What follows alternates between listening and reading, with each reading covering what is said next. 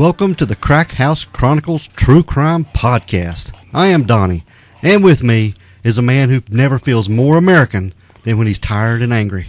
It's Dale. And I'm tired of being tired and angry. You tired of being tired of angry? I am. I get tired and hungry. Tired, hungry, Angry. hangry. You gotta have a Snicker bar. Have something. Oh wait, should I say that? They ain't sponsoring this. No. Or a Kit Kat. Break me off a piece of that Kit Kat bar. Kit Kat bar. Yeah, but if Snickers or Kit Kat wants to sponsor us, they can. You're damn right. Yeah, we'll take it. Bud Light should be the prime sponsor. You dang right. Truthfully. Because we have bottles sitting around on the table here. Yeah, look like microphone stands, don't they? They do. What's going on, dude? You No. are always what's going on. No, it's not, man. How you feeling this week? I feel good. We're actually recording a day later because I had some kind of voice problems yesterday, and I feel a little bit better today. I'm not as hoarse. I think it's all that glue you're huffing. Huffing glue? Huffing. Yeah, we got some bad pollen allergies, don't we? Oh, yeah. Yeah. But anyway, that stuff don't bother me too much. Usually, I'm pretty lucky that way. Yeah, well, that's good. You're lucky. Been working like a dog trying to get that pool ready, but I am about ready. Well, let me say, sorry. My wife has been working like a dog trying to get that pool ready. Yeah. I bet her. She might listen to this. You better give credit where credit is due. Yeah, I do. That's it. You got any shout-outs anybody want to talk about before we get going, dude? Well, we got a few. I won't call them shout-outs, but I'm going to say these are some big thank yous. Big thank yous. Yeah, some of you guys are going to have to step it up, like our buddy Jen. You know Jen, right? I know Jen. Jen is our buddy, along with her and Deeds from Murder on My Street podcast, available on all your favorite platforms.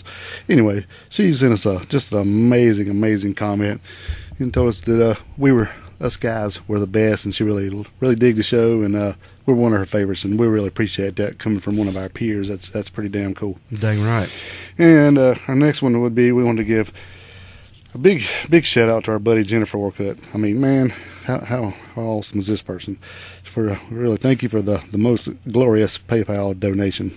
Yeah. You are the best. Helping keep the lights on. I'm telling you, she's a light keeper on her. That's it. And that's about it for that. But I do want to give we'll do our little top 5 countries, Donnie. You want to guess what they are? No. Okay. Go ahead. We start at 5 or 1? Start at 5 and go to number 1. Well, it's too easy. We'll start at 5. Let's start at number 1 because you know what the hell it's going to be. Okay. Okay, number 1 is USA. USA. Yeah, we're big there. Yeah. Or here, I guess. Here. Yeah, we're here. Number 2 would be our buddies in the UK. Right. Thank all you folks over there. Number 3 would be up north in the great wilderness of Canada. Yeah. And number 4. Sorry, I lost place. 4 is all the way back down under. Oh, Yeah. Australia. Yeah, Australia. Way down under. Australia, Mike. Yeah, there you go. And then number 5, the spaghetti capital of Italy. Italy. I don't know if you guys eat spaghetti or not. I just said it. Sorry if Yeah. if you're offended. Yeah, I'm sure they eat spaghetti over there. It's probably Americanized, just like Taco Bell here. I bet they drink more wine than they do spaghetti or eat spaghetti. Yeah, because it's hard to drink spaghetti. Yeah.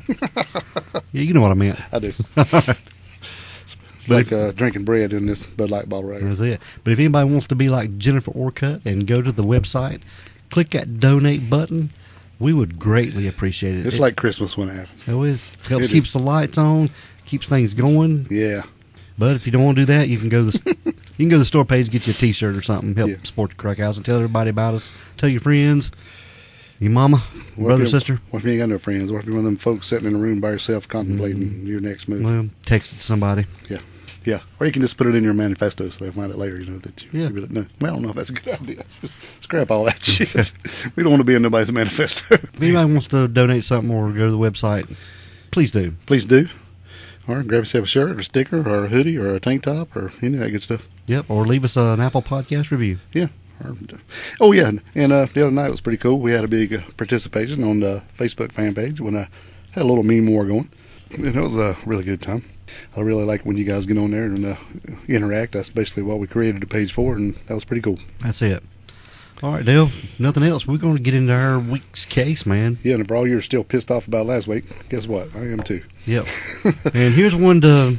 One to grow on. Yeah, one to grow on, because this one will piss you off, too. Ain't quite as bad, but it's still bad. Yeah, it's still rough. Deputy Dodd is not in this one. No, Just so. at least Trigger warning. Not that we know No of. Deputy Dodd. Well, shit, you're right. Not that we know of. Hell, it could be riding around, couldn't it? But we have an unsolved murder this week, dude. All right, let's go. And this is the unsolved murder of Gary Lee Grant Jr. Gary Lee Grant Jr. And he is from Atlantic City, New Jersey. Jersey. And he was born on March the 8th, 1976, to parents Gary Grant Sr. and May Grant. He's a bicentennial baby. Yeah, he was. All right, Dale, our story starts on January the 12th, 1984. And this was a rare midweek holiday for Gary Grant Jr. because his school was out. There he was.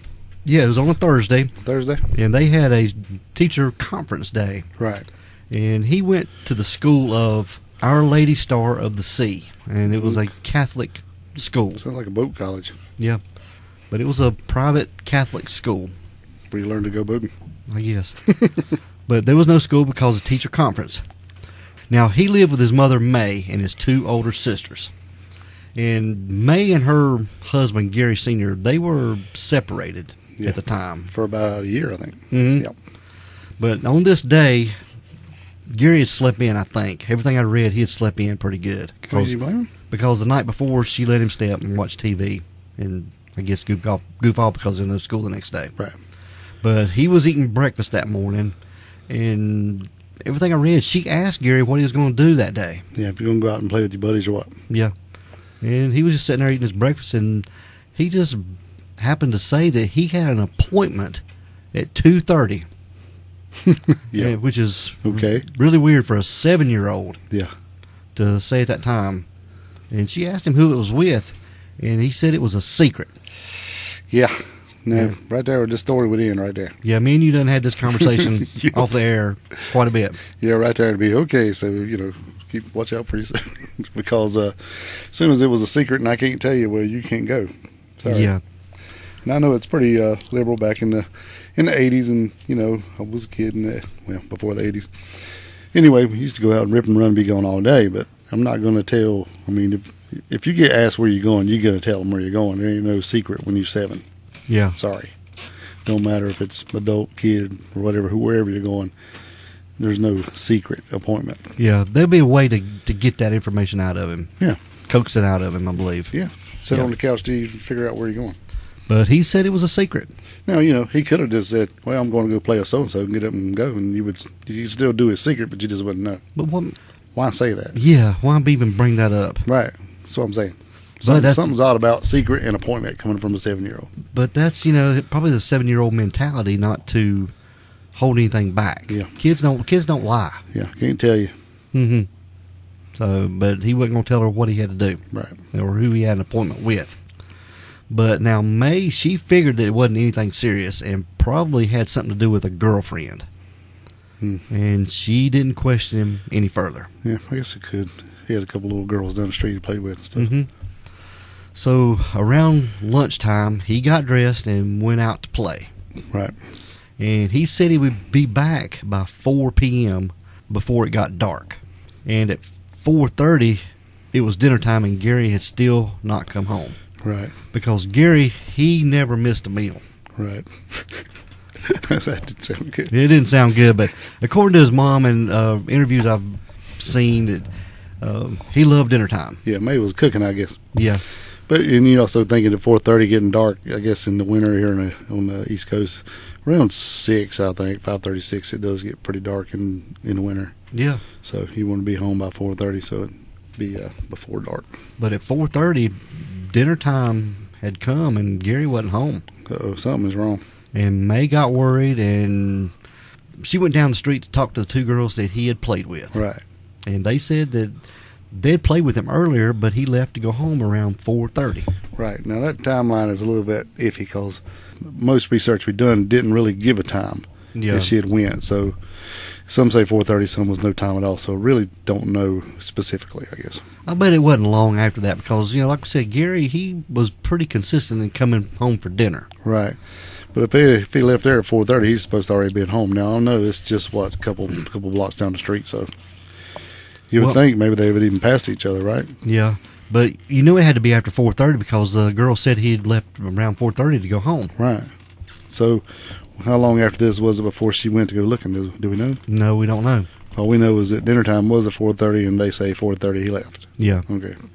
There was about 2 hours that passed, and there was still no sign of Gary. Right. So now she's starting to freak out a little bit. Yeah, so she called her ex-husband, Gary Sr., And Gary Sr. was supposed to work that night. Now, wait a minute, because there's two different versions of this. One, Gary Sr. was coaching the girls', I want to say, softball team. And one story was that she went down there, either called him at school, which I don't know how she'd call him if he was coaching, or she went down there to start sending his daughters down there to see if he was down there, because they said that since he was coaching the girls' team, that Gary Jr. would go with him a lot, and then he was kind of like the unofficial mascot, kind of. All the little girls loved him, so they thought maybe he had picked him up and took him to ball practice with him. Yeah, that would make sense. Yeah, so I don't know which one is which, but there's two different conflicting stories there, just so you know. Okay. Okay. But she had phoned Gary Sr., and he was supposed to work that night. Gary Sr. was a detective for the Atlantic City Police Department, and he worked the night shift. Yes. And he was supposed to go in that night, but he called his sergeant and told him he couldn't come in. Yeah, he's supposed to go in at 12. Mm-hmm. Right. And he searched for Gary till around 2 a.m. And by the next morning, the Atlantic City Police Department, they were in an all-out search. But now get this. Regulations prevented Gary Sr. from participating in the official investigation. Well, I get that. Yeah. That makes sense. Yeah, because, I mean, if you come up on somebody that's suspect, yeah, what are you going to do? You don't want me to be working it. I'll tell you that right now. Anybody you think of, you're going to beat the brakes off of them, probably. Yeah, that's right. Just to get any information out of them. That's putting it nice, yes. Yeah. Yeah. But he wasn't allowed to take part in the official investigation. Right, and also if it was ever come up to go to court and stuff, him being in there could give him more wiggle room and getting stuff thrown out, I would think. Yeah.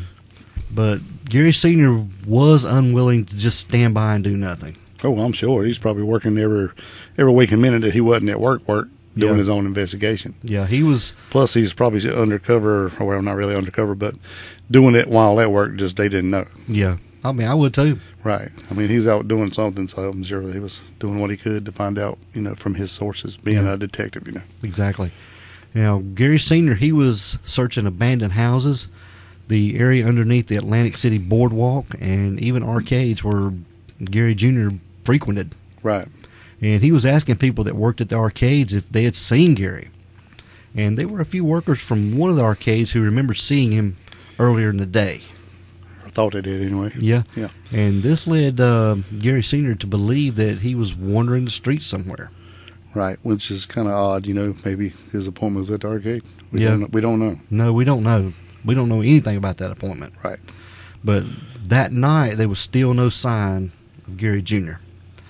So Gary Sr. searched the alleyways, trash cans, and dumpsters. I mean, he was, I guess... By now, he knew how long he'd been gone. He gave it time to search all the places that you could be, houses here. By this many hours after he's been gone, he knows by being a detective to where to start looking now, because now his hopes are getting a little dim. When you're looking in dumpsters, you are in full panic mode. You're looking for bodies now. You're not looking for your kids. Yeah. Yeah. But by that time, Gary Sr. had feared the worst. Right, like I said. All right, now there was a man by the name of Robert Huey. He realized that Gary had vanished near a warehouse he owned and searched the property. How did he know? I guess he'd seen it on the news or something. I mean, because this was a big story. Right. Well, I knew in the in the research it said that he had saw it. I guess, but it was was it the day or day after or something? Mm-hmm. But he was I don't know. He's a big wheel in the town, whatever his job was. But he owned the plot of land with an abandoned warehouse on it. Or something. And then I guess he realized after he saw it on the news that maybe I should go over and check my warehouse, which is kind of odd to me. But anyway, yeah, go ahead. But yeah, on that Saturday after the disappearance of Gary Jr., this was about 3:30 p.m., he discovered Gary Jr.'s body in a vacant, weed-infested lot near the warehouse he owned. Weed-infested? Yeah. That sounds bad. Which was less than 2 blocks from his home. Right. And he had seen Gary Jr., he had been bludgeoned to death and wrapped in a gold-colored rug. And just nearby, I think it was just a few feet, there was a short length of a heavy pipe. I think it was about 3 feet from him, actually. Yeah. And that's, there's a couple different versions of this, too. One was covered up with a rug, and another one's wrapped up in a rug, which is two totally different things to me. And the bludgeon part was pretty bad from like 4 or 5 pretty vicious hits with that pipe from what autopsy said. But it was believed to be the murder weapon. Of course. Yep. And the police there, they immediately imposed a radio silence. They didn't want anything on the radio about this because Gary Sr. was a cop. He was working, yeah. Yeah. And they issued that radio silence until Gary's family could be notified. You know, it's kind of odd. I wonder, this is what time? You said 3:30, Yeah, right? around 3:30. So if he worked, usually, it went in at 12. Why would he be working at 3 o'clock in the afternoon? That's weird, isn't it? Unless he... And just happened to be driving by where they at. Yeah. You know, I don't know if policemen, I don't know if they like do a swing shift gimmick or not, but maybe. I don't know. But I just thinking about that. And he could have been riding around on his own looking for Gary. He wouldn't be in the cop car if he was. But anyway, go ahead. I'm sorry. Yeah, there's a lot of ifs and It's just a lot of stuff though that I've been thinking about while I was doing this, and I figured time to ask is now because you're the principal, so I'm asking you. Yep. But now the police, like we said, they immediately imposed a radio silence till the family could be notified. Right. And like Dale said, virtually at the same moment, Gary Sr., he was tired and on the verge of collapse, just happened to drive by the scene where all the cops were at. He saw all the police cars out there. Okay, so maybe he wasn't on duty. Couldn't have been. So especially if he's riding around on the verge of collapse, he should be arrested for riding around on the verge of collapse. Yeah. But I mean, I get it. He probably had no sleep since his boy disappeared. Probably hadn't. So that would make more sense. So that would be, yes, way more sense than being on duty. But yeah, Gary Sr. pulled up and the officer told him that Gary Jr. had been found dead. Yeah, he said that he riding around, and instead of seeing police cars, you know, here and there, they seen a whole bunch in one spot, and that's what drew his attention. And when he pulled up, he said, "What's going on?" I didn't want to tell him, and he was like, I'm just looking for my boys." And then this when they told him they had found him, and I'm sure that just took all the life out of him. Can you imagine? No. Cannot imagine. Now, when the officers told Gary that he had been found dead, he demanded to see him. Yeah. But he was not allowed. Nope. And they restrained him. Well, I'm sure. You know, you'd want to run to him, man. Just scoop him up and hold him, you know? Yeah. Whew. Can't imagine, man. Can't imagine. That's 7 years old. Yeah. Take his life taken. Mm-hmm. But now, the investigation, it started like all the others, with the detectives tracing Gary's final hours, and they were talking to everyone who knew him the best. Mm-hmm. And there was one kid that recalled seeing him on Thursday, the day he went missing, near the junior high school, with another kid named Carl Boo Mason. Right. His nickname was Boo, B-O-O. Right. And he got this name because he was a developmentally disabled 12-year-old kid. He was basically scared of everything. Yeah. So I think it's a pretty cool nickname, actually. It is a cool nickname. So we'll just call him Boo from now on out. But he was 5 years older than Gary, but he was smaller in height and weight. Yeah, I don't think he weighed like 60 pounds. Yeah, he was a tiny kid. Yeah. But they were good friends and often played together. But Gary's mom, May, she didn't like Gary playing with him too much. Right.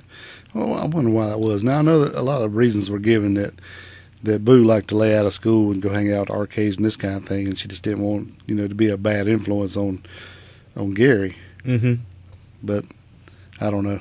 It could have been that Boo lived with his grandmother. She had custody of him, and she intellect wasn't that bright either. Right. And then I think his mother lived there too, but for some reason, and I do not know why, it said that she is unable to raise Boo. So they lived with, both of them lived with the grandmother, but the grandmother basically had custody rights, I think. that just blows my mind. Yeah, and I'm like, well, wait a minute, but I've never heard or seen what the reasons were for that. So Yeah, I don't know. okay, just so it's clear. But Gary and Boo were good friends, and like I said, they often played together. Mm-hmm. Yep. He had told detectives that he had last seen Gary on Wednesday when they rode their bikes at Texas Avenue Park. And he claimed they were supposed to meet at the home of two sisters on Thursday, but Gary never showed up. So that's kind of wild because even the sister said that they had been there, right? Yeah. Okay. Yep. But multiple people, including the sisters, reported seeing them together on Thursday. So this Boo's story is a little bit contradicted. Already, yeah. Yep. Now, you know, there's a lot of people who put a lot into that, you know, because this is going to put a target on him right off the bat because they think you're lying to him. Mm-hmm. But if he's developmentally challenged. Anyway, do you think maybe he said that because he didn't really want to get Gary in trouble because he probably knew that he wasn't supposed to be hanging out with him, so he just said that we weren't together? It could have been because... Well, I don't know, though, because he did say we were hanging out Wednesday. Yeah. But, Boo, he had an IQ of 65. Right. So, I don't know how much that would weigh, because right. how much they thought about that at the time. Him being intellectually challenged. Yeah. So, I mean, the detectives had their work cut out. Yeah. I don't know. I don't think he lied to him on purpose. Maybe he forgot, but I don't know. Hell, maybe the girls were lying. I don't know. Mm-hmm. Okay. The fact that several witnesses placed them together on Thursday. Yeah. When they claimed they were not together. Yeah. And it seems to suggest that Boo may have been involved in some way. So the next day, it was midnight on Sunday. He, accompanied by his grandmother, was driven to the police headquarters at midnight, man. See, that's weird, man. Yeah, I don't like his already. Mm-mm. And once there, Boo was separated from his grandmother. He was a 12-year-old. There's another one. Yeah, taken from his grandmother and you can't do that, dude. Into a small room and interrogated. Yeah, you can't do that. No. Mm-mm. I know it was 1984, but you still can't do that. But he was taken from his grandmother and led into a small room. And during all this questioning, his stories remained inconsistent. Well, if you think about it, I don't know, man. It's kind of pisses me off because it's basically him trying to figure out how to tell them what they want to know without getting in trouble. True. He probably ain't much about the truth. It's just because they in there drilling him. You see it on TV, and he's a little kid, and he don't know what to think. Yeah. While Grandma's in the lobby. Yeah. But detectives continued to interrogate Boo until he finally acknowledged being with Gary that day. And around 3 a.m., he also acknowledged being with him at the crime scene, Dale. So this is 3 hours they've been drilling him. Yeah. All right. And I'm sure Boo was pretty tired. Oh, yeah. I mean, going at midnight in the first place is just, I don't know. Yep. And Boo first said that Gary had fallen and hit his head. Then he changed the story again and said they had gotten into a fight because Gary had thrown a rock at him. Yeah. In which he choked Gary and then hit him repeatedly in the head with the pipe. Yeah. Yeah. But they didn't release the part about Gary being choked. Right. So, they're thinking, well, maybe he does nothing. Now, they still have not read him his Miranda rights at all. No. During all this. Up to this point. And questioned him without a parent or legal guardian. Right. And they've twisted this story around 100 times. Yeah. Are you sure you didn't do this? Didn't you? And he's tired and he wore out. He just wants it to stop. Mm-hmm. But finally, when he noticed that Gary would not get up, he covered him with the rug. But according to detectives, he told them details that only the killer would have known. Such as the fact that he had been choked, like we talked about. Yeah, because this wasn't even known until after the autopsy. Yes, right. Exactly. But Boo claimed that he had heard all the information from people in the neighborhood about this. And after 3 grueling hours, police believed they had an admission of guilt. And a confession was written up based on the interrogation. Boo and his grandmother signed the confession, Dale. What the hell was she thinking? Yeah, they kept telling him, said, just admit it and you can go home. Yeah, you can go home and go to sleep. Yeah, because he was tired, man. Well, he said even while this was going on, that they would say, you did it, didn't you? He goes, well, if you say I did, but I didn't. Mm-hmm. That sounds like something somebody intellectually challenged and wore out and been drilled to death. Yeah. Yeah, I said that's what he, even as he was signing the stuff. Well, if you say I did, but I didn't. I didn't do it. Crazy. Yep. But Boo was charged with murder and remanded to a juvenile detention center. See, they lied to him. He didn't get to go home and go to sleep. Yep. And he would later claim that one of the detectives told him that if he admitted to the crime, he would let him go. Yeah. There you go. See, I don't like it. Yep. Now, on Sunday, January the 15th, Boo was given a polygraph test, and the results were inconclusive. It's amazing how when they're not what they want, they're always inconclusive. Yeah. And it claimed that the question of whether Boo had committed the murder, he was telling the truth.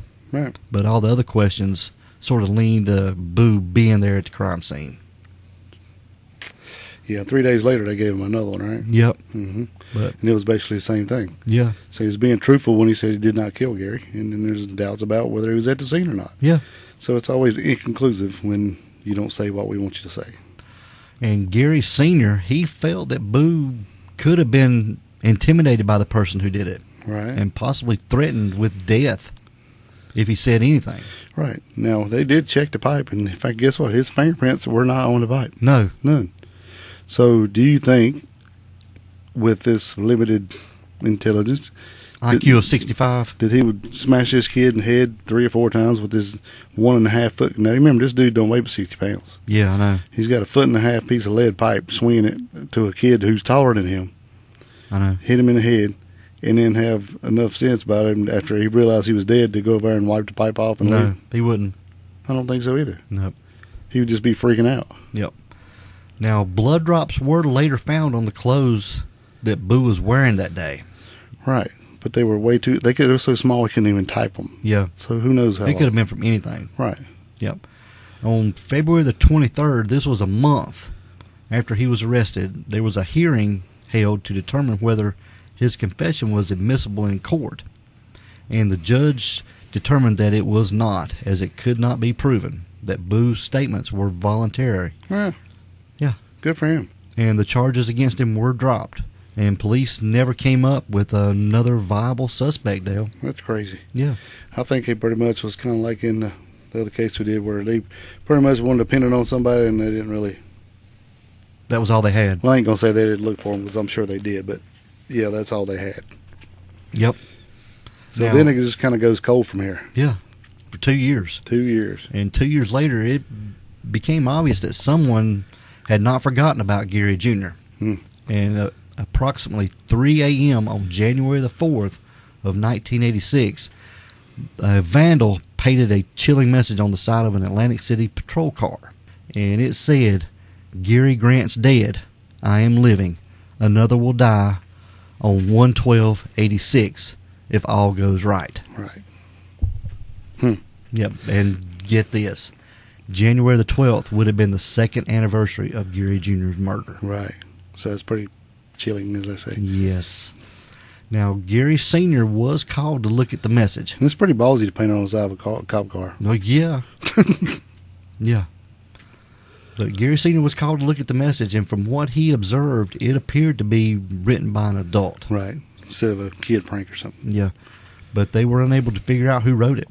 And it was a few weeks later, a second cryptic message was scratched on a sidewalk.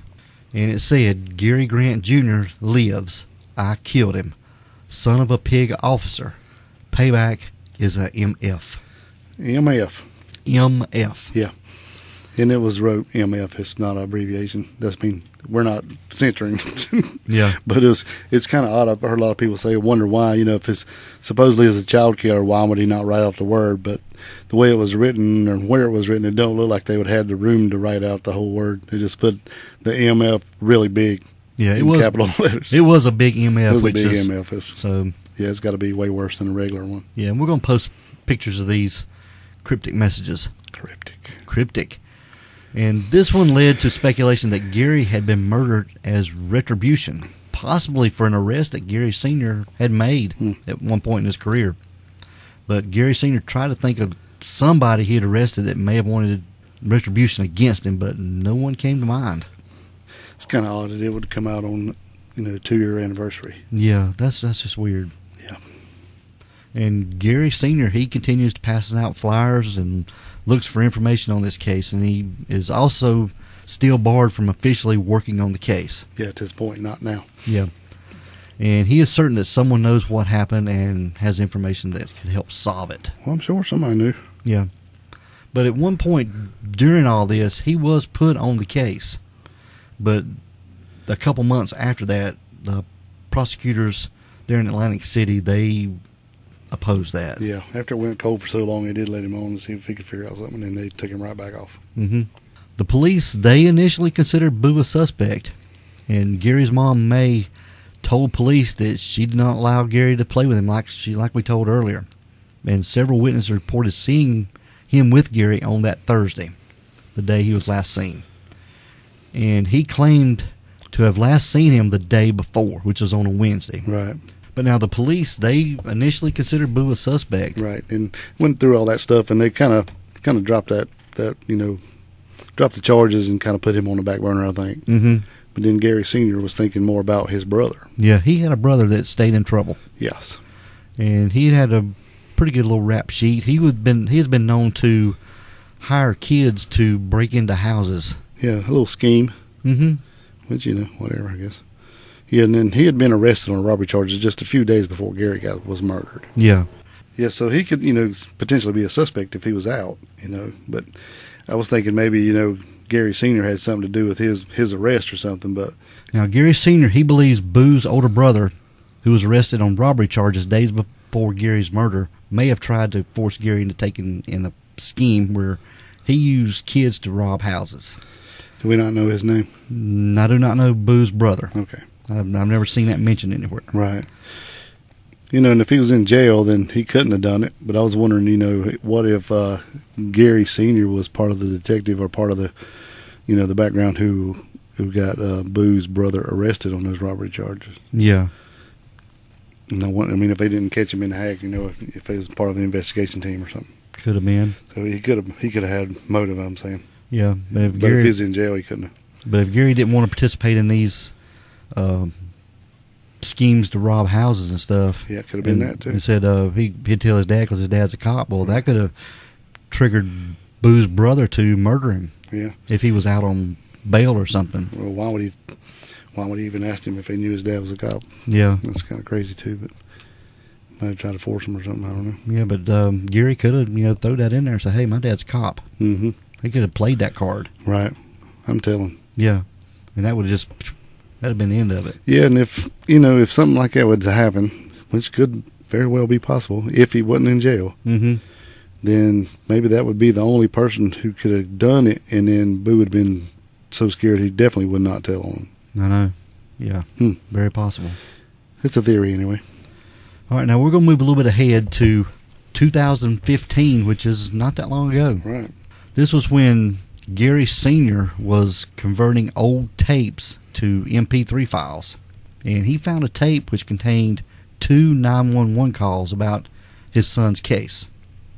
And the first one occurred on March the 8th of 1986, and which is just happens to be Gary Jr.'s birthday. Kind of a whole lot of odd possibilities that happen here. And the caller claimed to be Gary's killer. And Dale, we have that 911 call right here. Okay. Police and fire. Oh, yes. Is it possible for me to collect a reward on my own self for the murder of Gary Grant? Is it for you to collect a reward on for yourself? Uh-huh. If you have information, what are you saying? That, I don't know what you mean. Like, if you know who did it or something like that, you mean? No, well, how's if I did it myself and I want to collect the old reward? If you did it? Yeah. Well, suppose I hook you into the Detective Bureau. No, it's okay. I mean, that's only... Make sure they know it's not a crank call. You'll never be able to catch them. You know what? You'll never be able to catch them. And he was actually asking about receiving a reward for turning himself in. Yeah. And she's like, let me let you talk to some detectives. No, that's good. Just want to let you know it wasn't a prank, yeah. And saying you're never going to catch me. Yeah. So that's kind of odd, especially calling on that day. Yeah. Unless it was somebody who really kept up with the newspaper or this kind of thing, how would he even know that was the day? Yeah. And I'm sure it's not coincidence. He didn't just happen to call that day. Yeah, he happened to know something. Yeah. Or somebody knew something. But this caller has yet to be identified. Correct. And it is not known if he actually was involved in Gary's murder. Now, Gary Sr. had these tapes for a long, long time. He just never gave them. He says he never had went through them, so we don't know. Mm-hmm. And the second 911 call occurred on January the 2nd of 1986. Yeah, I'm sorry. I can't give you my name, but I was just at Allensport, California, Fairmount. Right? California, Fairmount. Right, Allensport. Allen? Right. There's a guy there named... I don't know. Well, I'm just saying, this is me. And he's the one that,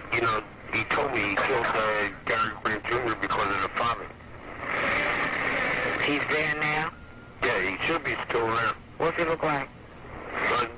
The cops know what he looks like. His name is... Yeah, he told me he killed me because of the father. Okay, can you hold on a minute? Hold on a minute. Don't hang up, okay? Caller refused to give his own name. However, he did name the man who allegedly confessed to Gary's murder to him. And Right. he claimed that the killer had committed the crime because of an arrest Gary Sr. made.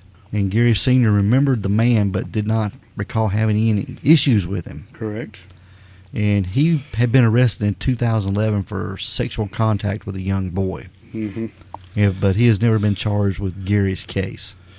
So I think they checked him out. I don't think they put much into that.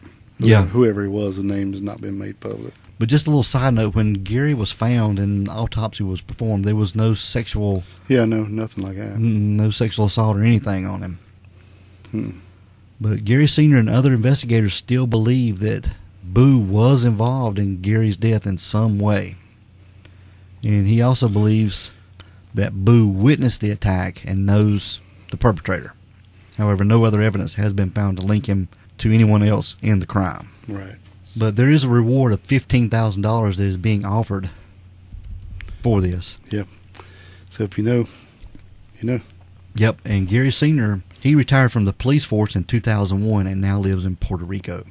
He lives down there with Ben. Yeah, Ben Richardson. Shout out, Ben. And there is a private Facebook page in memory of Gary. Why would it be? Well, I guess in memory. Yeah. I was going to say, if it's going to be a page, why would you make it private? You want to help people to help you maybe solve this case. Because, you know, really, I mean, I guess it could be anybody, but really it's just a handful of people that was close in this case. Between Boo and his brother and Gary's dad. Mm-hmm. But this case did air on Unsolved Mysteries on December the 1st of 1993. Hmm. And there's an interview on there with Carl Boo Mason Yeah. talking about this case. He agreed to appear on the show. Yeah. Which is pretty cool. Yeah. And we watched that, and he didn't really seem too out of it. Or, No. You know, or too, whatever you want to say. I don't know. He seemed to have his... Ducks in a row. Yeah, he did. Yeah. He's good. He seemed a little slow, but you know, he seemed like he was pretty well on his questioning. Yeah.